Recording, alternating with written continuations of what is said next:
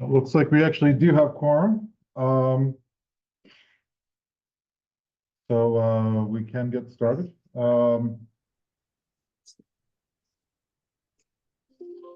Yep, 6 representatives. No, 6 out of 13. I guess we're technically supposed to have 7, I guess. But we're not really voting on anything right now. We will end at the next meeting. Have some more official things to be passed, but welcome everybody. The time is 4:00 p.m. Oh, hi, Linda. Oh, now we Hello. actually, so we can pass the minutes at least. Great. I'm turning my video on just for a minute just to say hi, and then I have to turn it off because I'm actually at work. I'm listening in. Okay, But great. hi, everyone. Hello. Welcome everybody. Been a little while. Want to introduce you to Anthony Thompson here, who is the new select board member from the town of Sunderland, who is going to be representing, having a seat on the board here. For those of you who also don't know, Nick will be stepping down in his role on the board. He is shifting to a role at Bennington County Regional Commission and will no longer be working for the town of Arlington in a couple of weeks. So he's currently not able to vote on matters or represent the town, but we're happy that he's opened up the space for us for this one more meeting. So we have a couple of things to discuss. We'll get to that, I guess, in the next member item list. But before we start that,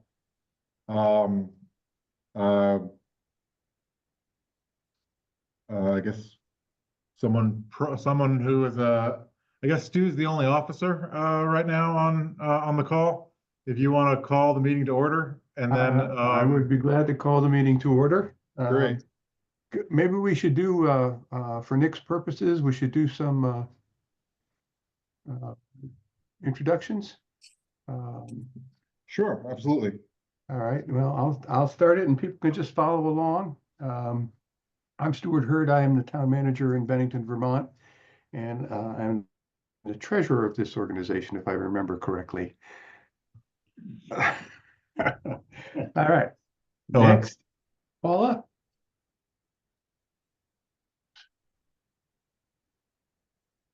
I'm Paula Camperman. I'm the Outreach Program Manager, paid member of the Bennington County Solid Waste Alliance, not a board member. We'll ask Linda next, since she's back on screen and before she pops back out again. Hello, Linda Schmidt from Sandgate, Select Board member. Hi, Paula. Hi, Linda. I met Paula's daughter the other day. Gordon, would you like to introduce yourself? Sure, Gordon Black, economic development and other things in Manchester. Rob Giatti, Dorset Town Manager and board member for the Alliance. Tom? Tom Shuey, Panel Transfer Station Superintendent, and board member here. So Anthony Thompson, I was recently elected for Sunderland Select Board. I work at Mac Molding as a program manager, and I went to high school here in Arlington. Okay, that's everyone, and then Nick, of course, is just waving hello today. But Or goodbye. or goodbye, I suppose. Yes. Oh, and Nancy is also online. I'm sorry. Hey, Yeah, Nancy, I see her name there. Nancy Bashika, Selectman Stanford. Excellent. Thank you for introducing yourself, everyone. All right. Before we move on to the conversation about Solid Waste Alliance officers, has everyone had an opportunity to review the meeting minutes? They're on page 2 and 3 of the meeting packet that was sent out.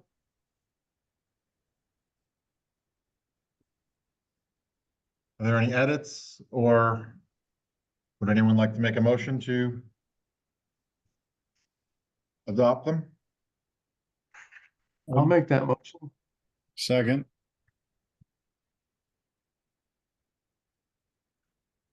All those in favor? Aye. Aye. Aye. Aye. It only sounds like two. Can we get more than Great. that? Aye. Nancy.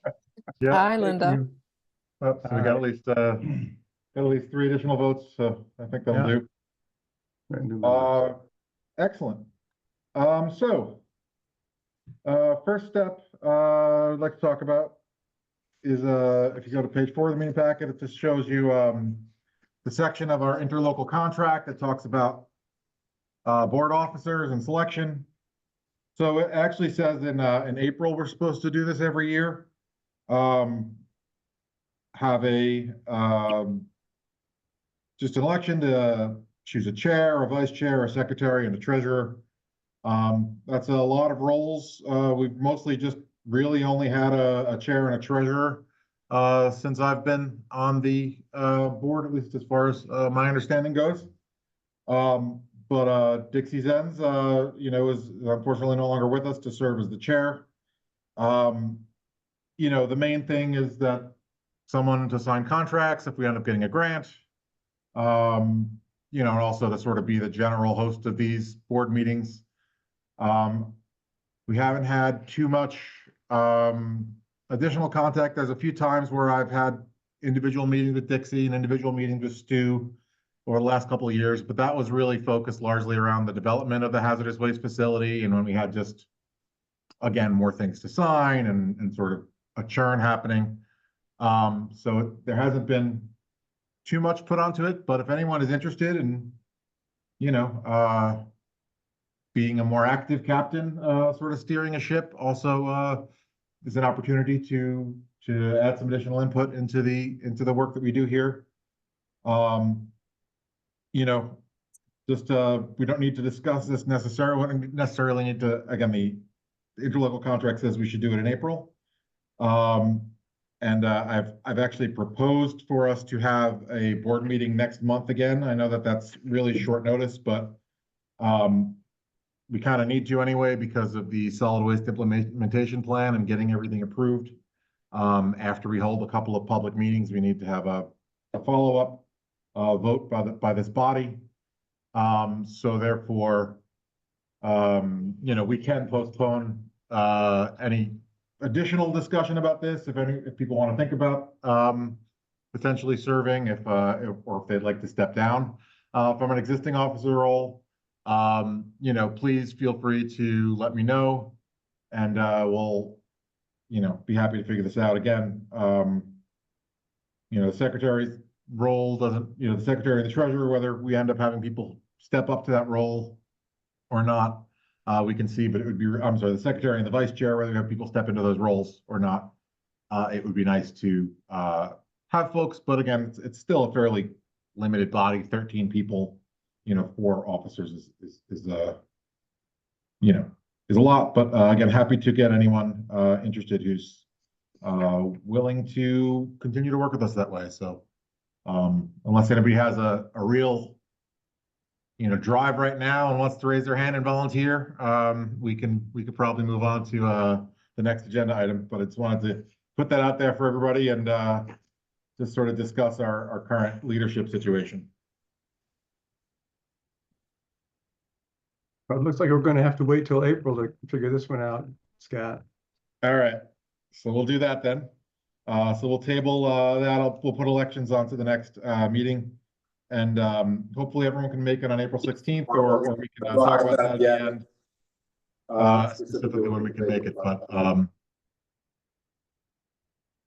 sorry, I'm echoing on myself here. Great. So the next thing on the agenda then is item 3, which is the quarter 2 financials.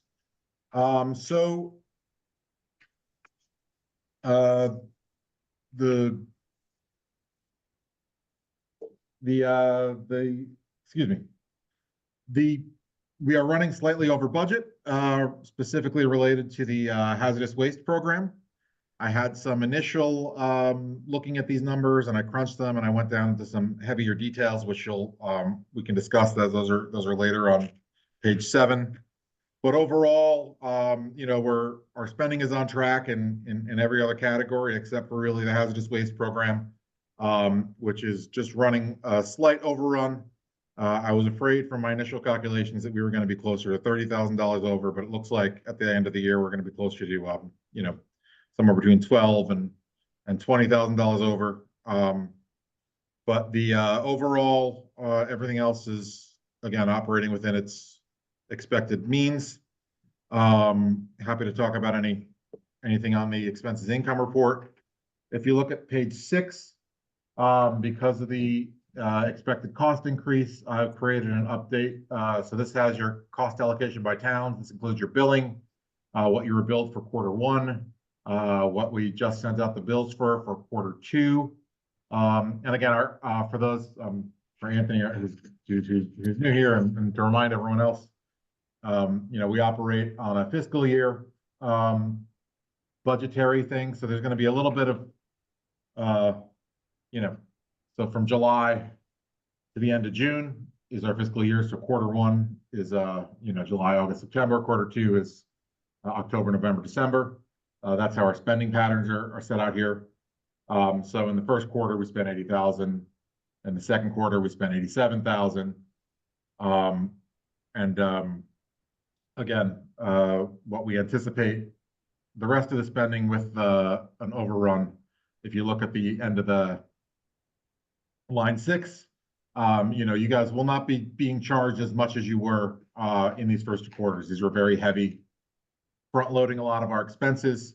But it is a little higher than we anticipated for our annual totals. So,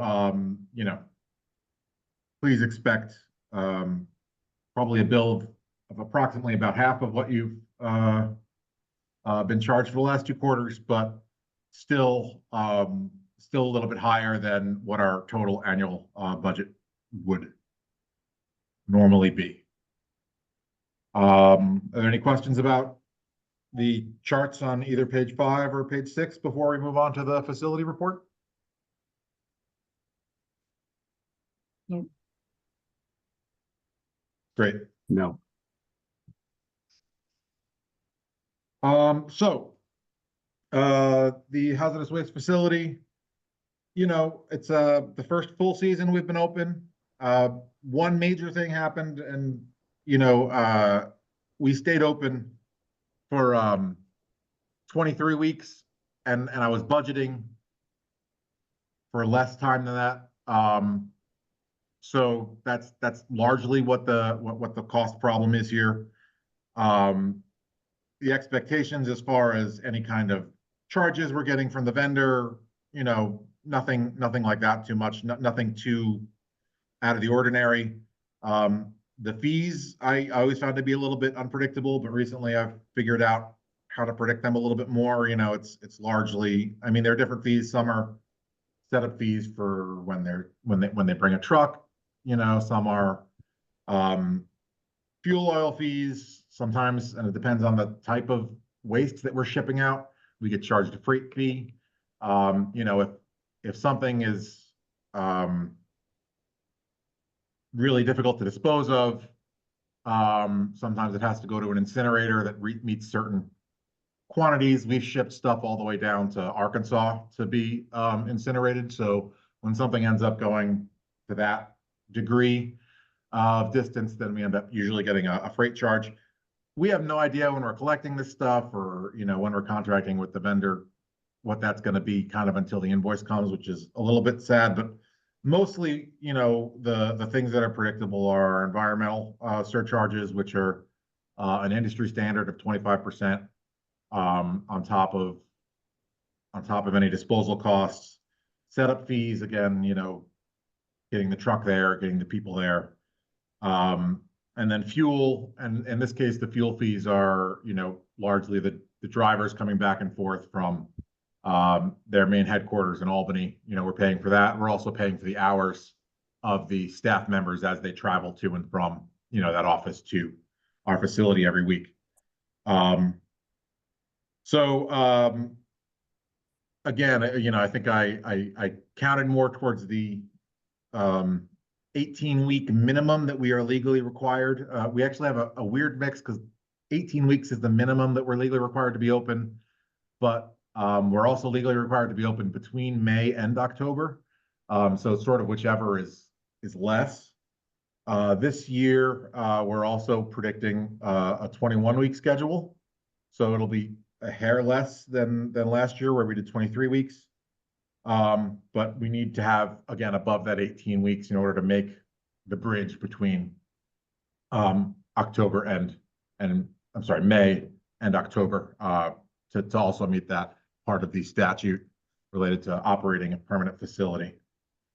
So I will be a little more careful when we put together the budget for the next year to make sure that our costs reflect not only any kind of updates in pricing, but also, you know, the appropriate number of weeks that we will be operating.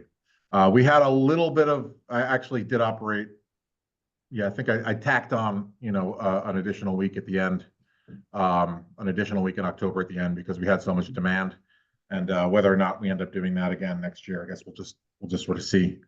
How has the participation been, Scott? Participation is good. I mean, I can share with you again if you'd like the appointments by week service. I gave more details in our December meeting about actual participation, but Okay.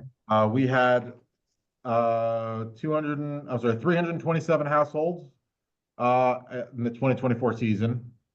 And, you know, that was anywhere between the lowest day we had was August 5th, which was 7 appointments. And the highest days were May 27th and October 14th. So the very shoulders of the season, that's when we're getting 21 appointments a day, 19 appointments a day, 20 appointments a day. People signing up and sort of filling our calendar. We actually only have room for 18 appointments a day, but then I get a lot of sob stories and I'm a sucker and I squeeze people in when they went. So, you know, 18 is sort of our goal. And then again, sort of when there's some additional work coming in, or I'm not sure if I'm not actually counting VSQGs on this too. So that's another thing too. I'll go back and grab the September report to get a little bit more information. Yeah. So please look back, and it's actually in the December report. And I can email you guys again, but email to you again. But it's it's just on the pages, and it has number of appointments by week. It has primary advertising periods that we ended up putting ads out. Thank you. Yeah, I don't want to take up a lot of time with that. Just curious. And then talks about the amount of waste collected. So we actually collected 30.64 tons at the last season, which somehow we managed to fit into 125 barrels that we purchased according to our operations costs. I'm making the assumption of the 16% line item, you know, overrun in the budget based on our expenses for fiscal, you know, for Q4 of fiscal year 24. The key part of what keeps that only at $12,500 as far as our cost overrun is that we delayed any kind of shipment of waste until after the new fiscal year began. So we will hopefully be able to do a similar thing, although there is a chance that within the 5 weeks of operations that we're running, you know, between the fiscal year and when we open the facility, that we will receive enough waste that we cannot store it all and we need to order a pickup. In that case, we will probably be closer to, you know, 20 or 25% over budget on that specific line item, and we will end up, you know, again, it's sort of spending the money this quarter or next quarter because, you know, we will have to dispose of the goods one way or the other. But as far as keeping the budget in line, we're hoping to not have to have a shipment out of the lockers until after July 1st.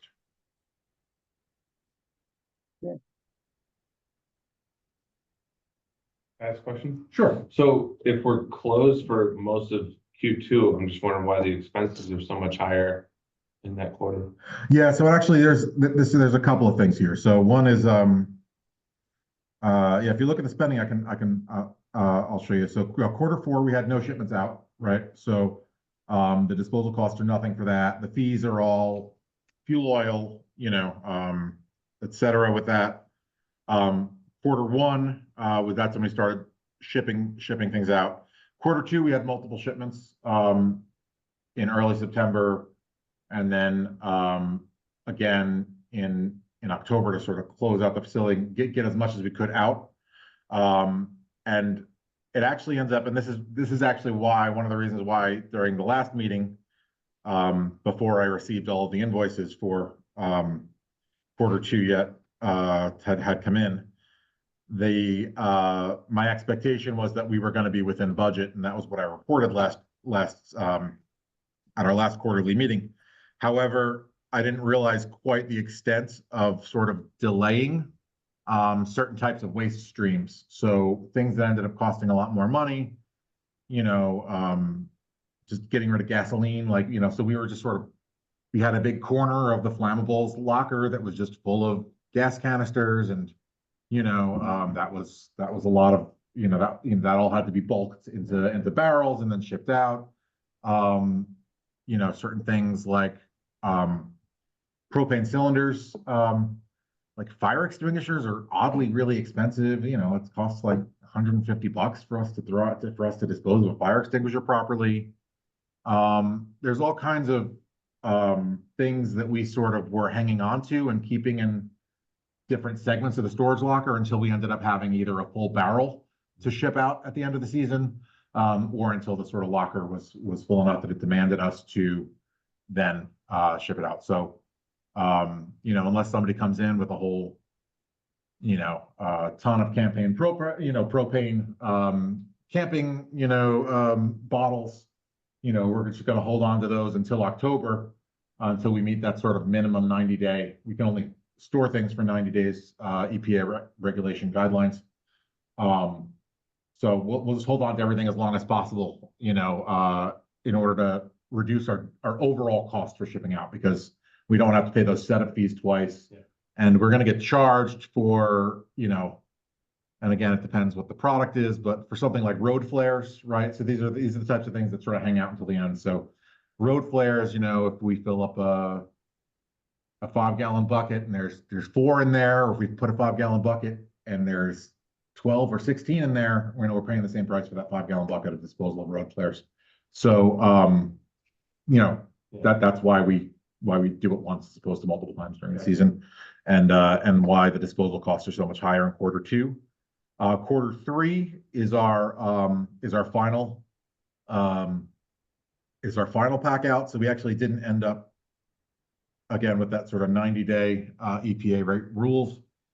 We were able to delay our final clean out of the facility until we had someone came in on January 10th to do a final cleanup, and it was extremely terrible for everyone involved because it was bitter cold. But they came in, and that's where that final 11,000 expected spending, which again, we haven't received your quarter three bills yet, but this is everything all received. I've put it through. This is all that will be billed, related to that line item in the budget as far as next quarter. So, yeah, that's sort of where we're going. And again, with this upcoming, first few weeks of operations, hopefully we can also keep, those fees low and end up, not going too far outside of our expected spending for the fiscal year.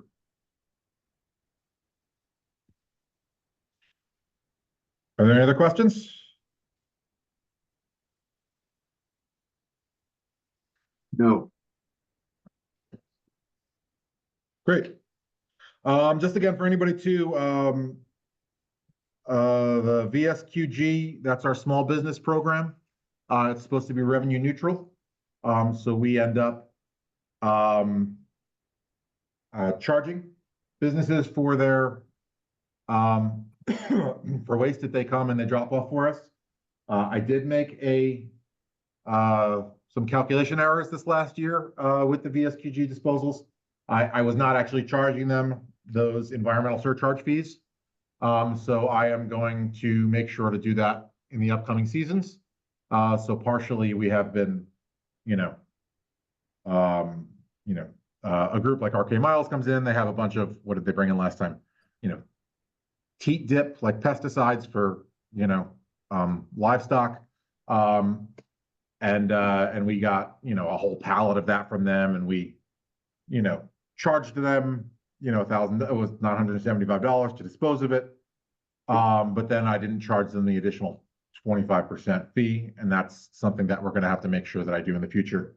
And I didn't quite understand that as I set up our VSQG fees initially, and as I talked to businesses and told them what the price would be. But anyway, moving forward, we'll make sure that that is not a cost that needs to be bared by the taxpayers, and that only the small businesses themselves are aware of what all of the fees and the full cost of disposal.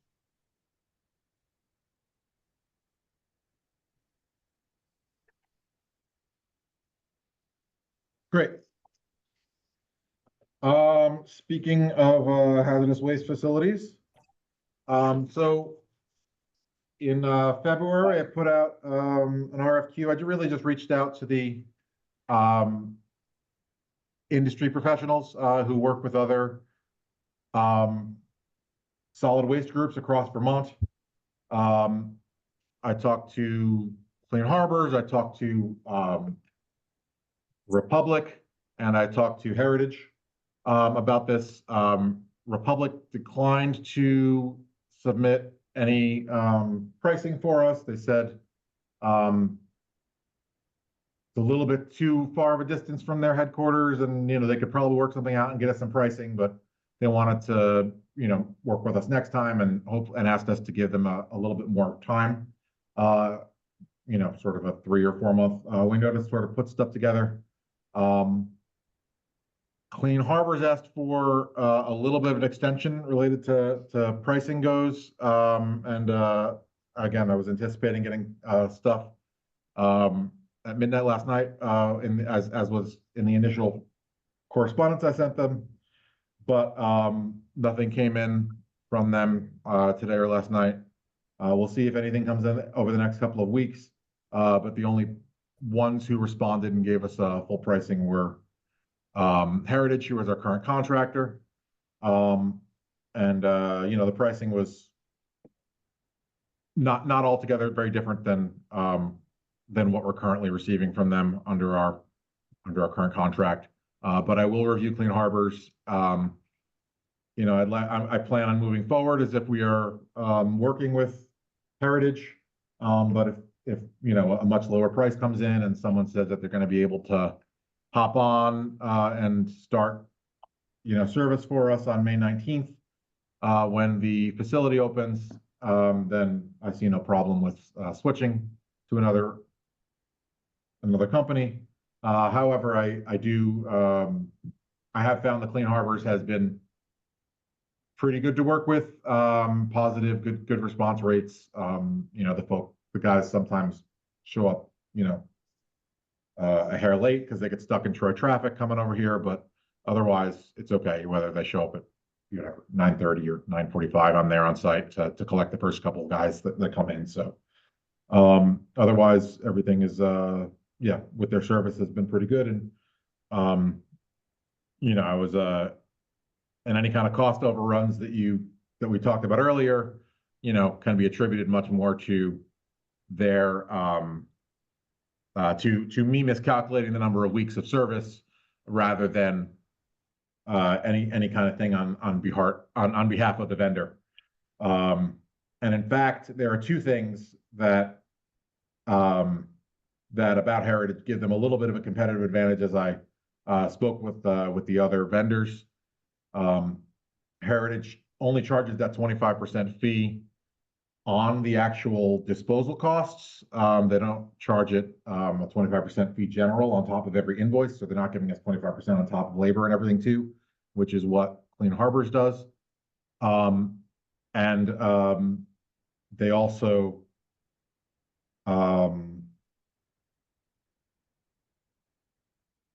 I forgot, there was some other, anyway, but there was, but they also, again, I think are a little, their fees are a little lower. Oh, does they have they have more setup fees and stuff like that when it comes to slightly higher fees when it comes to setup and stuff. But again, everything is fairly comparable to what it was last year. And I can give everybody a much fuller report once I receive that other information from Clean Harbors at the next board meeting. Are there any other questions about contractors for the hazardous waste? Great.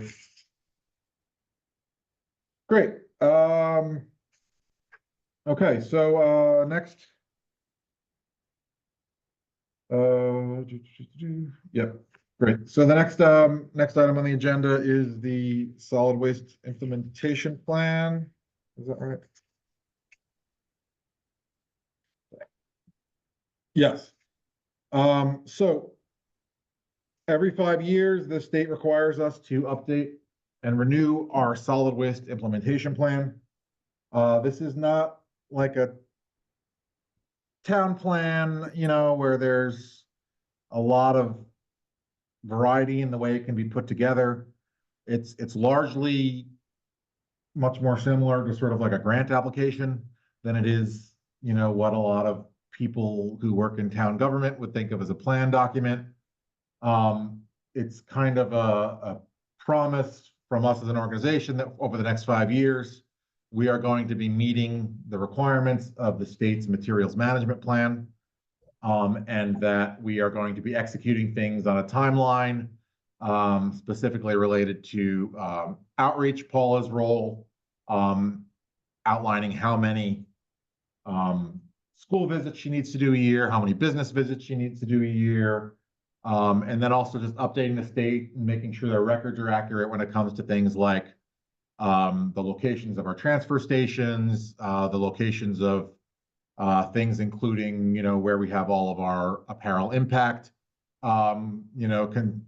clothing collection boxes, where we have all the types of things that are landfill banned materials, people who are participating in the paint care program, people who are participating in the battery collection program, getting those lists all together and updated and making sure that they're given to the state. Paula and I are in the midst of doing all of that. We plan to have the first draft uploaded to the website, and we will share it with you guys at the board. 1 week from today, we hope to have that done. I need to make sure that our maps are fully in order. We've been working with another person at the VCRC office to put those together for us. And there's also some information. I've been trying to talk to Casella about the status of the old TAM sites that they still are leasing. They're legally owned by Trevor Mance, excuse me. And but they're still long-term leased out to Casella at this time. They have not changed any status related to their registration as solid waste facilities. So as far as the state's concerned, they're still solid waste facilities there, or another person could buy, and all of a sudden, all of their permits and stuff are up to date as far as everything I was able to find online. However, we know locally that they are not operating. I haven't received any, after I've reached out a couple of times to the local regional offices, but no one seems willing to give me any specific confirmation on the subject. So I will probably just list them as currently inactive in the report if we don't receive anything back from them before the end of next week. But certified but currently inactive is likely how they will end up in the report if we don't hear anything back. But otherwise, everything else is fairly straightforward. And again, just putting sort of lists together and doing some math based upon our population, and again, how does that equal to the number of school outreach visits that Paula needs to do, et cetera. So all that is outlined in the process. If you'd like to look at the previous solid waste implementation plan, that's on our website right now. But again, next week, hopefully everyone will get a copy of our draft, and you'll get a sense of a few things. The only real new requirement that wasn't there last year is, and the last rather, when it wasn't there 5 years ago, is some more focus on waste collection in emergency management situations. So that's not something that we need to determine in order to pass this SWIP. But one of the requirements for the SWIP is that we promise over the next 2 years to work with the towns to identify locations in each town that in the case of an emergency, these are the areas where debris would be dropped off by members of the town within each locality. Hey, Scott, I have a fairly good relationship with Joe McGuire at our facility here in Bennington. You want me to follow up with him about the issue with Casella? Sure. I can reply to my email with them from last week, and maybe I'll CC you on that. Does that work? That would work fine. Okay, great. That would work fine. I think I can get an answer from them. Thank you. Appreciate that.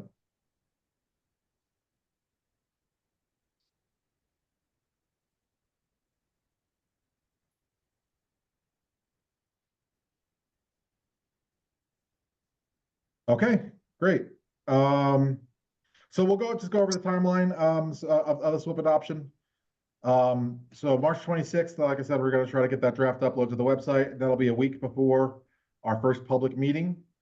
We've got a meeting. It's already we're promoting it on social media, and I've put the warnings in the Manchester Journal for the April 1st. Also put a warning in the Bennington Banner for a second meeting on April 10th, which will be at the Bennington Library. Then moving forward, we need to get approval after the public meetings by this body. The expected date for our next board meeting is April 16th. We can discuss that at the end, whether that's the actual meeting date. And then we have to get, after it gets approved by this body, then we need to get approval by both RPCs. The Regional Planning Commission here in Bennington County is going to adopt it in a special meeting scheduled for May 1st. And because we only have Reedsboro operating in Windham County, we need the Windham Regional Commission to do that, but they can do that just as an action from their executive committee. So when they have their executive committee meeting on May 20th, we're on the agenda for that right now. And then once the RPC approval happens, then we can begin to take it to individual select boards. And so expect between May 1st and June 30th for us to request an item on your local select board agenda.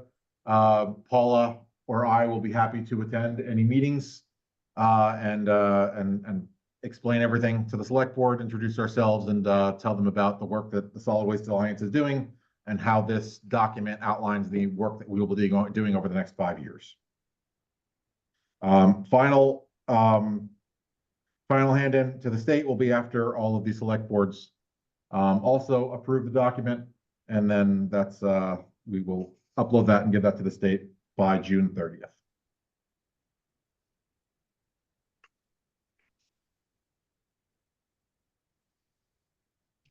Okay, great. Legislative update real quick. So there's only one real bill this year that's working its way through the legislature that has to do with solid waste. And that's an update to the Household Hazardous Waste Extended Producer Responsibility Bill that passed last year. For those who want an update on that, the Extended Producer Responsibility Bill is intended to get a lot more money, either from a producer organization that will be managing collecting funds from producers, and then then the state will be reimbursing that to us to help cover the cost of disposal for a large number of items. This is going to complicate some of our vendor issues in the future when it comes to disposal. The actual process for all of it has not been worked out right now because despite the state has had RFP open for a long time to get some people, to get an organization on board to manage the extended producer responsibility program. Much like the paint care program is managed with paints, this would be, or the battery program is managed by a company called To Recycle. This would be a new body that's managing it with a number of the other, household hazardous wastes, specifically, all of our toxics and poisons and corrosives that we collect, which would greatly offset the amount of money that we need to spend in order to operate this facility at the local level. However, it is a first in the country legislation, and they did not get a lot of response. And so there's some updates to the bill that are happening right now at the legislative level, specifically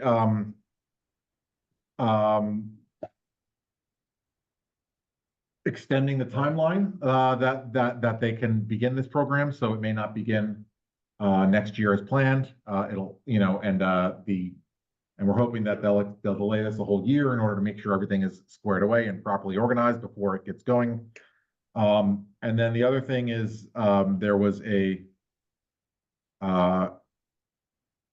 request to shift some items into the paint care program from that other household hazardous waste thing. So a lot of things, things that are sort of paint related, like, turpentine, or things that are traditional hazardous waste, but in the milieu of paints, would be moved over into the paint care program. The Solid Waste District Managers Association met about that aspect specifically, and we have lobbied the House Environment Committee to not include that because we think that would just complicate the collection process if we had to just have a lot of other waste streams and things being separated and sorted into different piles, and not a lot of us have space and staffing ability to do that. And we would like to have all of that handled by whatever organization ends up being the EPR person for the household hazardous waste, as opposed to giving more to paint care. And there are two reasons for this, and one is that paint care doesn't cover any of our labor costs, and things like like a setup fee would be. And we're just hoping that the EPR law will, as it's written, is just going to end up being a reimbursement program where we continue our relationships with our existing vendors. We pay them as normal, but then we submit to the state for reimbursement. And that's what, or rather extended, we submit to the extended producer responsibility program for reimbursement. And that looks like what's happening right now. But again, nothing has been pushed through yet. And as these bills work their way through and we get more information, I will share it with you in upcoming meetings. And finally, outreach and events update. Paula, would you like to talk a bit about the work you've been doing, and also talk a bit about the compost committee? Certainly. Well, I started off the year working on establishing the business priorities target list that I set up every year to establish who we were going to go make visits to, businesses of all different industries and sizes. And we set that up. I also made initial contact to the 25 schools and sent out surveys to get a sense of what their challenges are in waste management. And 7 schools completed the surveys, and we'll work with them in the coming year to help them get better at managing their solid waste, address their concerns, and look for opportunities to improve their waste management overall. One of the schools we're really trying to work with that's in an hopefully an improvement of change is Southwestern Vermont Supervisory Union. They're working on what is called the back of the house cafeteria part of their waste management, because they're building out new cafeteria systems, and we'd like to help them build a more successful waste stream management with the cafeteria population as they come through and manage their waste. I'm also setting up the farmers markets for the year, and I've set up all the dates for the Manchester and Arlington markets. The Dorset ones are tentative, kind of on hold at this point, because H.N. Williams, the site of the summer market, is under construction, and things are changing around, and they don't know where they're going to put the not-for-profit. vendors, which I fall under. So stay tuned. We have a couple events coming up. April 26th at the Bennington Community Market. They're hosting an Earth Day celebration with a number of different organizations to promote sustainability and celebrate the organization's near zero waste effort to become a completely or nearly zero waste facility. And I'll be doing a display there and talk about trash. And then on May 17th, we've got Scott's going to host at the Bennington or the Manchester Energy Fair from 10 a.m. to 3 p.m. as one of the vendors there. And the Arlington Fair isn't going on this year. I understand their grant didn't get renewed or they didn't have another grant year. And so we're looking for other organizations that want to host events for sustainability. We'd be happy to help.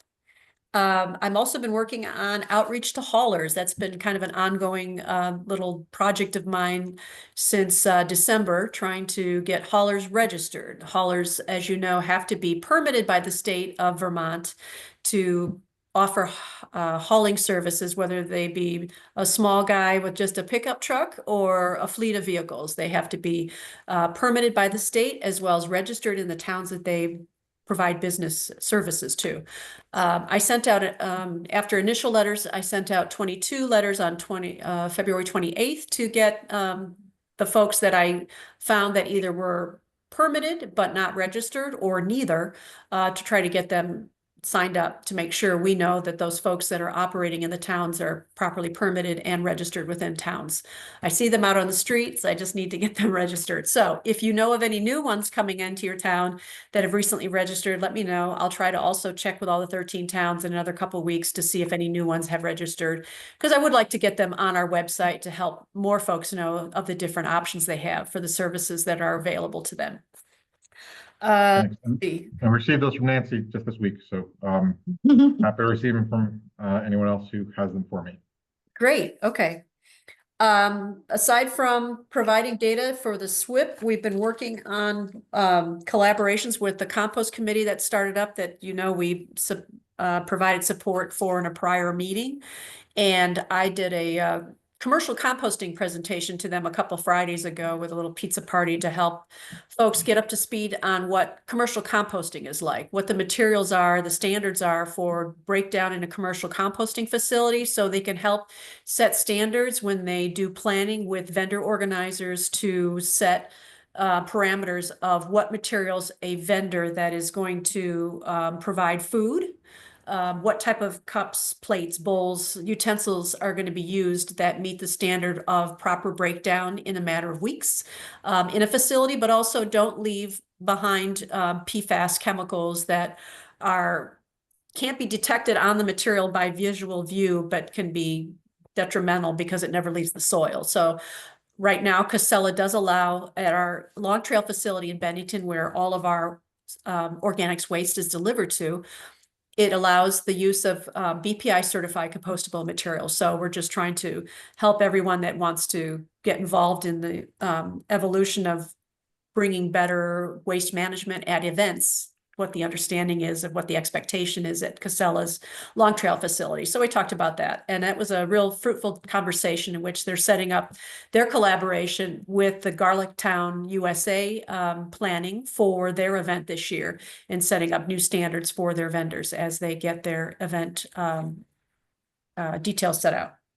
I think that's about it. Did out the March newsletters. You may have gotten a copy to the general newsletter, as well as a school newsletter went out this past couple of weeks. And we're just getting ready to do outreach to events. So take it away, Scott. Any questions? Okay. Good job, Paula. Thank you. Thank you. Great. Yeah, hopefully we'll have a nice warm summer, and may you have good weather in all the days you're doing outreach. Okay, great. So next item on the agenda is public comments.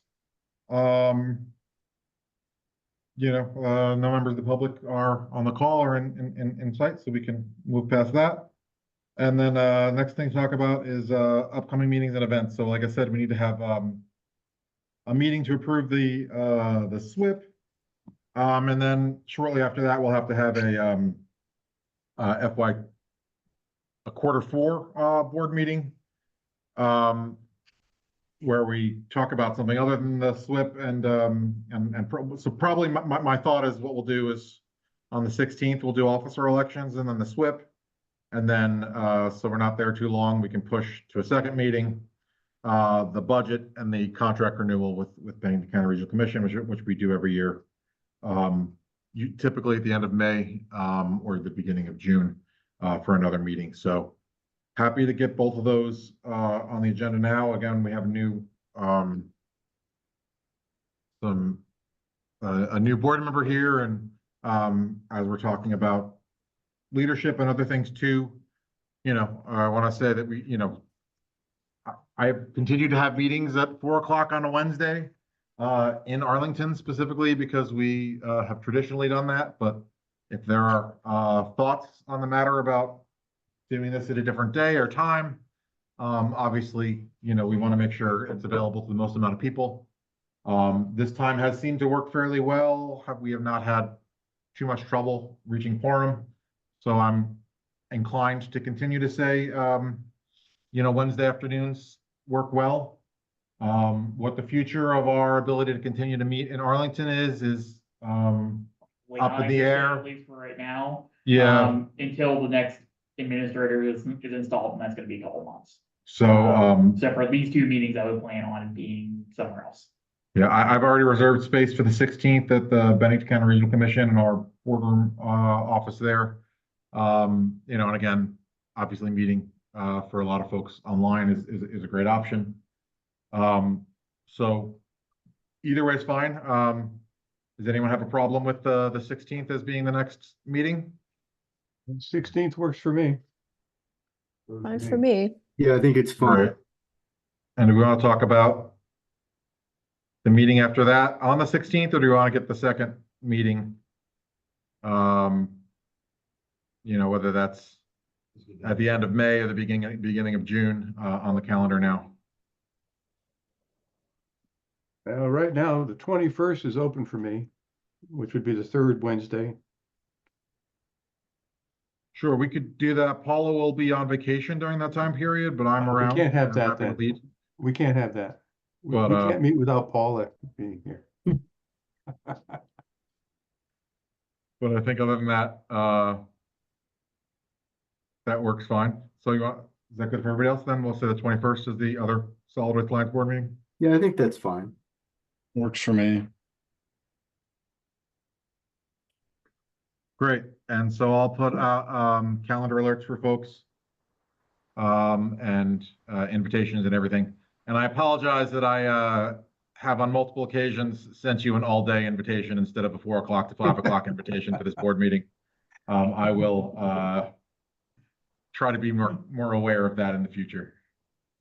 I frankly was getting worried when I saw that, Scott.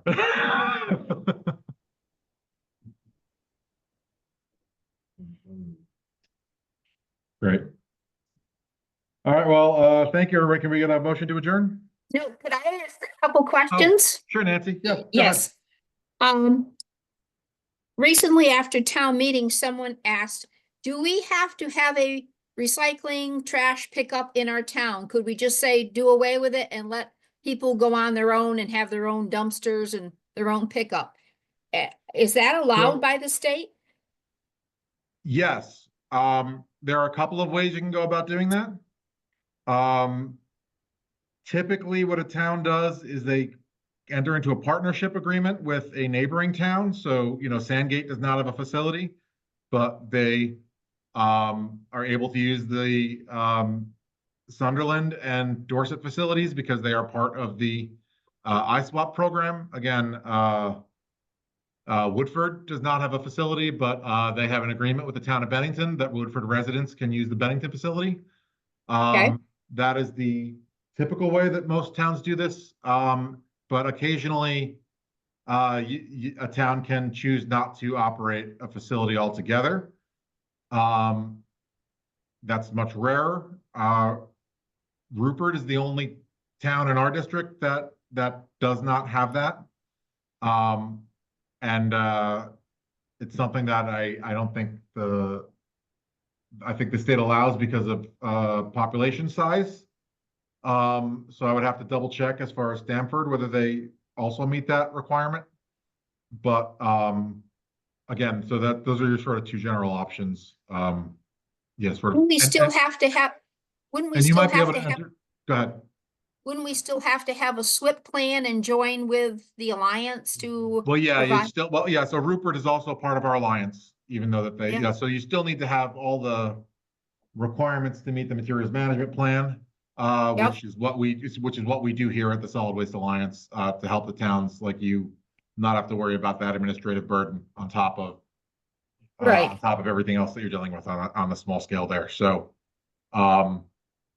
yeah, And Um, where does Casella bring our trash when they pick it up? Do you know? I think it goes somewhere upstate.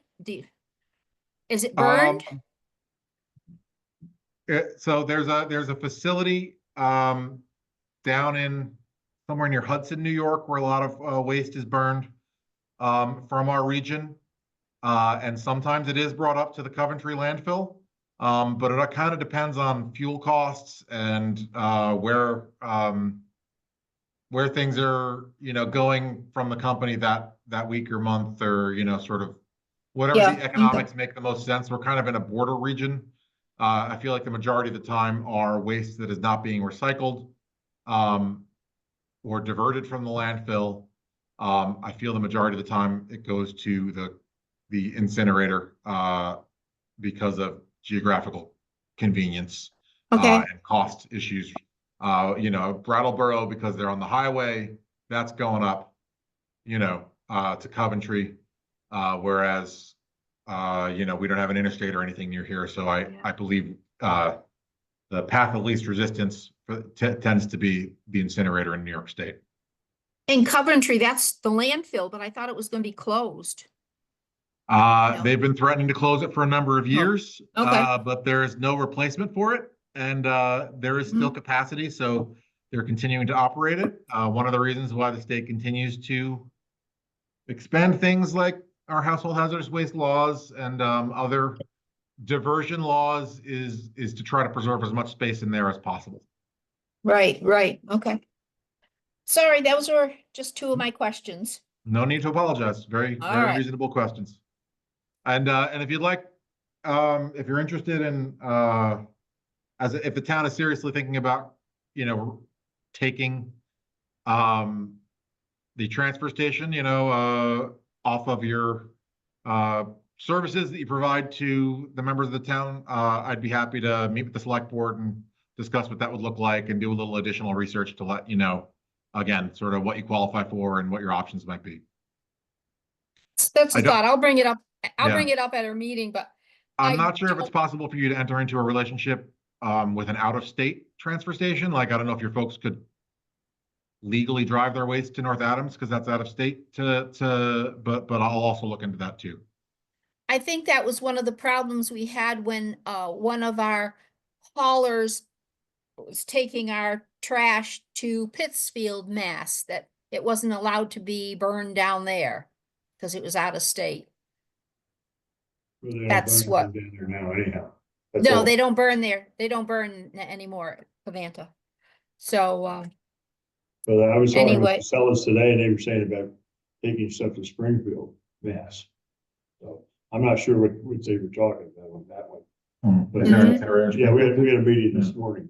So, And they were saying, because we're putting in new compactors and different things, and going different places. So it's gonna be interesting. yeah. you still work with Rich or Joe? Hmm? You work with Rich or Joe? Sure. Joe did, yeah. Yeah, I don't think I think someone we just said, let's get rid of it altogether, but I think we would find more trash and everything on the side of the road and We still have to. it'd be Yeah. more problems. Yeah, some towns have found that what they spend in managing a transfer station, they quickly end up spending again in additional DPW cleanup efforts. So it depends. Yeah. Okay, thank you. Great. Okay, everybody, it's 4:59. Does anybody want to make a motion to adjourn? I'll make that motion. I'll second it. Tom and Stu, or Stu and Tom? Okay, Either one, I don't, everybody. great. All those in favor? Aye. Aye. All right. Thank Thank you, you. everyone. Have a good weekend, and we'll see you in 1 month. Thanks, Scott. Okay. Thank you. Thank you, Scott. Thank you. Good night. See you guys. Bye. I think nice meeting you. Nice to meet you as well.